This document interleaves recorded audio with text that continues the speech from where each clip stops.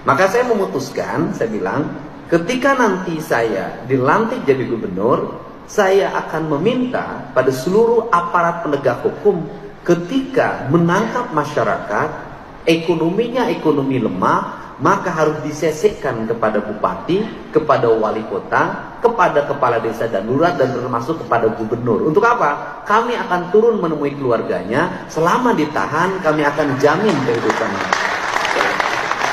Ini problem. Sehingga saya katakan bisa jadi suaminya ditangkap, istrinya jadi PSK.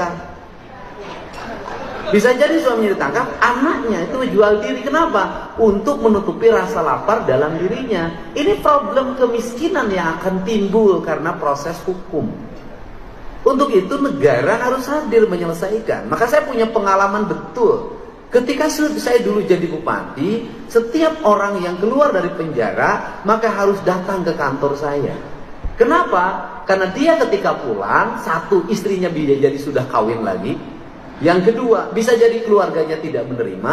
Yang ketiga, kalau di LP dia dikasih makan, di rumah belum tentu dia mendapatkan makan. Maka negara harus memberikan rasa terang ketika dia keluar dari penjara. Ini problemnya.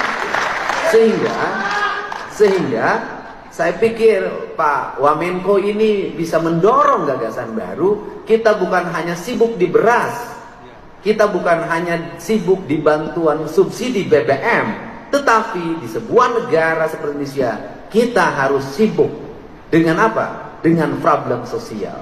Tadi pagi ibunya dari salah satu terpidana seumur hidup, Sudirman, meninggal dunia.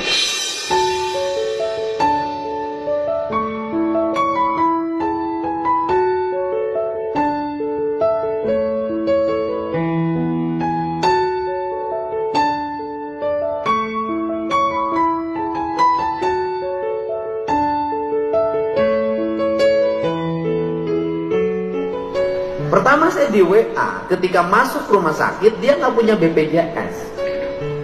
Saya katakan udah masuk umum saja. Setelah itu dikasih kabar meninggal, saya udah tahu ketika orang meninggal, ketika masuk rumah sakit dia pusing dari mana uang untuk masuk rumah sakit. Ketika meninggal dia pusing lagi, biaya angkut jenazah dari rumah sakit ke rumah berapa, biaya mengafani berapa, biaya menguburkan berapa, biaya selamatan orang bilang sadungnya berapa, biaya tahlilan berapa, biaya 7 hari berapa, biaya 40 hari berapa. Maka depresi itu akan melanda orang yang miskin. Semua peristiwa adalah rasa sakit. Untuk itu saya termasuk orang yang concern terhadap ini. Akan dua hal yang akan dilakukan ke depan.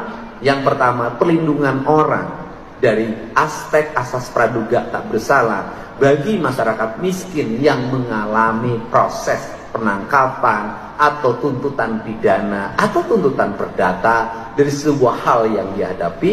Yang kedua adalah memberikan perlindungan hukum bagi seluruh warga agar dia tenang.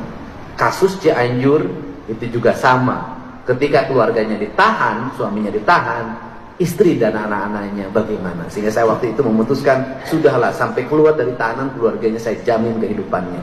Ini banyak kasus seperti ini. Yang berikutnya adalah kasus yang paling menonjol hari ini, foto adalah hak atas tanah. Hari ini memang investasi berjalan, tetapi di balik itu juga banyak orang yang hari ini mengatasnamakan investasi, kemudian dia mendapat hak guna usaha dari negara atas tanah yang dimiliki dan dikuasai oleh negara, kemudian menggusur orang-orang yang sudah puluhan tahun tinggal di sana.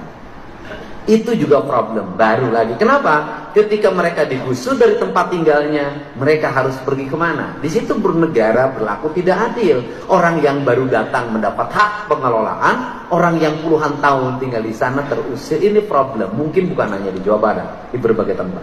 Untuk itu mudah-mudahan pertemuan hari ini kita bisa memberikan jalan yang terbaik bagi upaya membangun rasa keadilan di masyarakat. Dan saya, walaupun hak hakim adalah hak yang mandiri, hak yang independen, atau hak otonom yang tidak bisa diintervensi siapapun, tapi saya yakin doa Pak Oto bisa segera putusan Mahkamah Agung terhadap 7 terpidana segera turun dan mudah-mudahan bebas. Karena publik selalu bertanya pada saya, Kang Deddy Mulyadi sudah jadi gubernur, ai pembunuh pina irah bebas. Luar biasa, semoga terwujud. Semoga ya terwujud. Dan sekarang alhamdulillah bukti nyata dari seorang KDM luar biasanya, luar biasa sekali.